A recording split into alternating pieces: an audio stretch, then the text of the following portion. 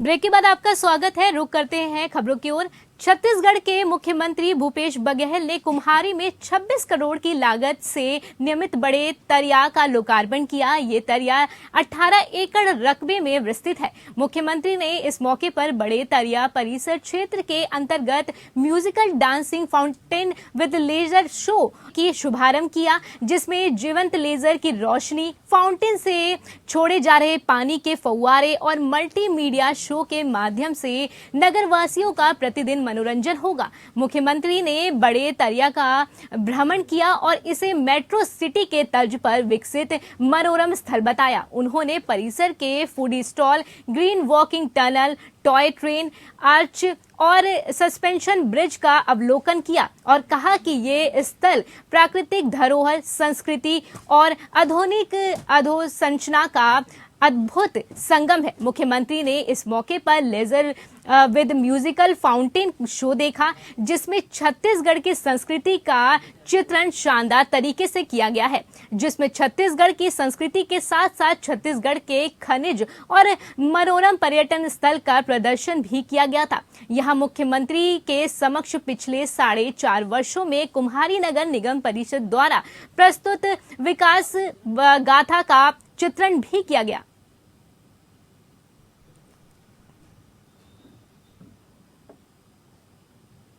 रायपुर कांग्रेस का संभागीय सम्मेलन बस्तर से शुरू हुआ। बस्तर में कांग्रेस के वरिष्ठ नेता और पदाधिकारियों ने आगामी चुनाव की रणनीति बनाया।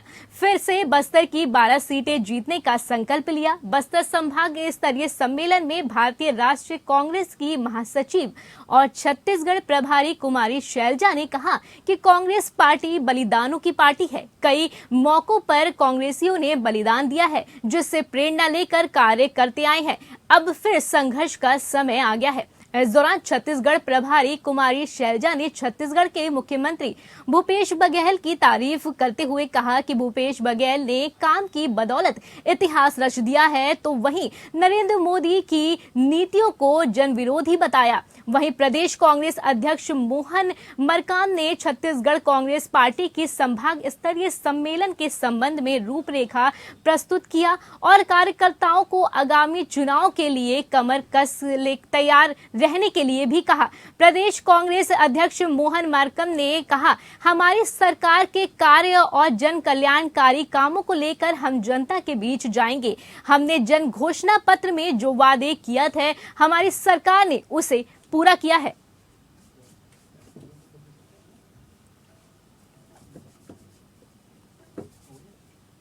जांजगीर चांपा जिले के ब्लॉक मुख्यालय नवागढ़ में मितानिनों का ब्लॉक स्तरीय सम्मेलन का आयोजन किया गया। कार्यक्रम में नेता प्रतिपक्ष नारायण चंदेल शामिल हुए। सम्मेलन में सैकड़ों की संख्या में मितानिनों शामिल हुई। इस मौके पर नवागढ़ बीएमओ डॉक्टर नरेश शाह भी मौजूद रहे। बता दें, यहाँ नेता प्रतिपक्ष नारायण चंदेल ने कहा कि कोरोना काल में मितानिनों ने सक्रियता से काम किया और लोगों को स्वास्थ्य सुविधा देने आगे रही। उन्होंने कहा कि मितानिनों के द्वारा स्वास्थ्य योजनाओं के क्रियान्वयन में बड़ी भूमिका निभाई जाती है। सम्मेलन में स्वास्थ्य पंचायत योजना और समुदाय आधारित निगरानी कार्यक्रम के तहत वर्तमान में ग्राम स्वास्थ्य स्वच्छता एवं पोषण समिति के माध्यम से निगरानी और कार्य योजना का निर्माण कर समस्या के समाधान पर भी चर्चा की गई है।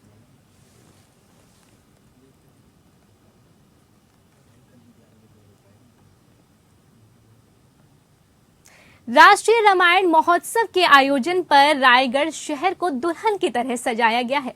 भगवान राम के वनवास से लौटने पर अयोध्या नगरी को जिस तरह दीपों, तोरण और फूलों से दुल्हन की तरह सजाया गया था, उसी तरह राष्ट्रीय रामायण महोत्सव के आयोजन पर छत्तीसगढ़ की कला और संस्कृति की नगरी रायगढ़ के चौक चौराहों और घरों के द्वार दीपकों और रंग बिरंगी रोशनी से सजाए गए हैं। राष्ट्रीय रामायण महोत्सव के आयोजन के दौरान रायगढ़ शहर राम भक्ति के रस में सरबोर नजर आ रहा है। लोगों में इस 3 दिवसीय महोत्सव के आयोजन को लेकर अद्भुत उमंग और उल्लास दिख रहा है। शहर के नागरिकों ने भगवान राम से जुड़े इस आयोजन पर सर्वोत्तम रूप से श्रद्धा और भक्ति के भाव के साथ अपने घरों के प्रवेश द्वारों को दीपक और रंग बिरंगी रोशनी से सजाया है। चौक चौराहे पर भी आकर्षक रोशनी की गई है। देश विदेश के रामायण दलों की उपस्थिति ने इस महोत्सव के आयोजन में चार चांद लगा दिए हैं। राम कथा के अलग अलग राज्यों और देशों में कहने के अंदाज और उनकी नाट्य प्रस्तुति को देखने का आकर्षण लोगों को बरबस ही रामलीला मैदान की ओर खींच रहा है। देश और विदेश के कलाकारों द्वारा राम कथा के आरण्य कांड पर दी जा रही प्रस्तुति ने दर्शकों को मंत्रमुग्ध कर दिया है।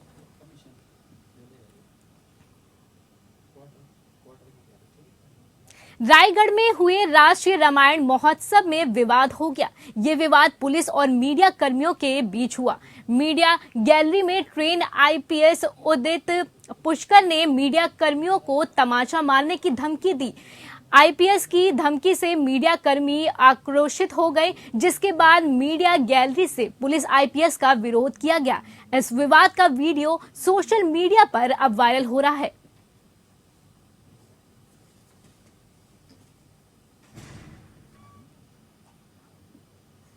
कोरबा में 5 साल पहले लापता न्यूज एंकर की गुमशुदगी मामले में अब पुलिस ने खोज तेज कर दी है। पुलिस ने एक नर कंकाल ढूंढने के लिए सड़क के नीचे की जमीन खोदना शुरू किया है।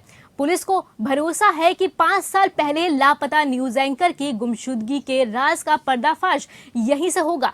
कंकाल ढूंढने के लिए 3D स्क्रीनिंग मशीन मंगवाई गई है। हाई प्रोफाइल हो चुके इस मामले को लेकर सबके मन में एक ही सवाल है, 5 साल बाद ही सही, क्या अब सभी सवालों के जवाब मिलेंगे? कोरबा के कुशमांडा क्षेत्र में रहने वाली महिला न्यूज एंकर अब से 5 साल पहले रहस्यमय ढंग से लापता हो गई थी। तभी से इस केस में कई कहानियां चल रही हैं। जो एक बात सभी कहानियों में कॉमन है वो ये है कि लापता होने के बाद से ही युवती ने कभी भी अपने घर वालों या किसी भी दोस्त से कभी संपर्क नहीं किया।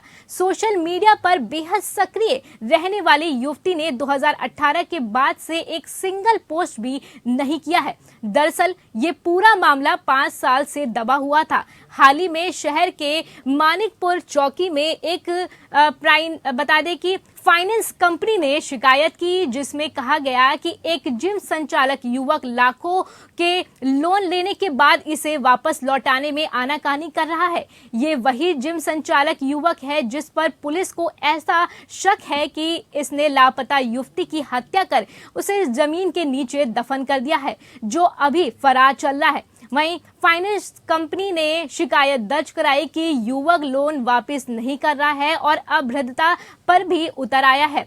जब पुलिस ने इस मामले में छानबीन शुरू की तब लापता न्यूज एंकर का नाम इस लोन से जुड़ा हुआ पाया गया। जैसे ही लापता न्यूज एंकर का नाम आया, पुलिस को एक ठोस सुराग मिला। इसके बाद पुलिस ने जिस संचालक और कई संदिग्धों से पूछताछ करना शुरू किया। अब इसी आधार पर सड़क की खुदाई शुरू की गई है।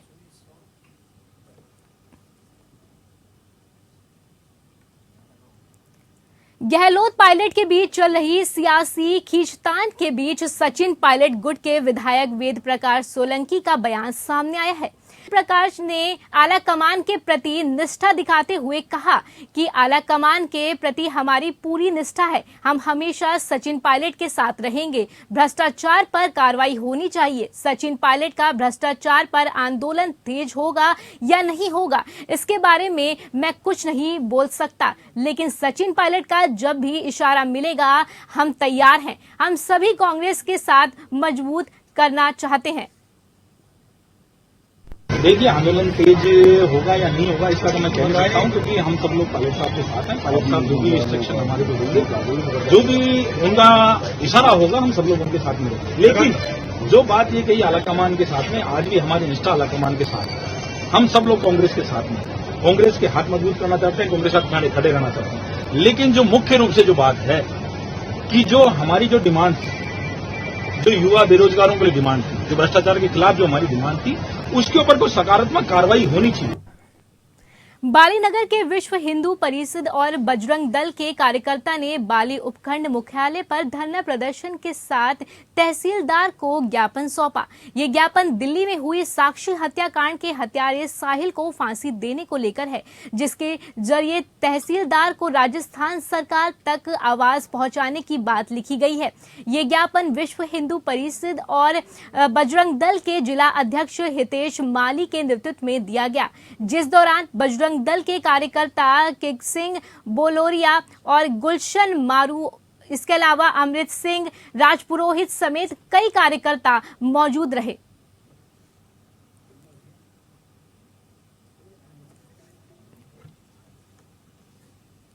तो इस बुलेटिन में फिलहाल इतना ही। आप देखते रहिए एपीएन न्यूज। मुझे दीजिए इजाजत। नमस्कार।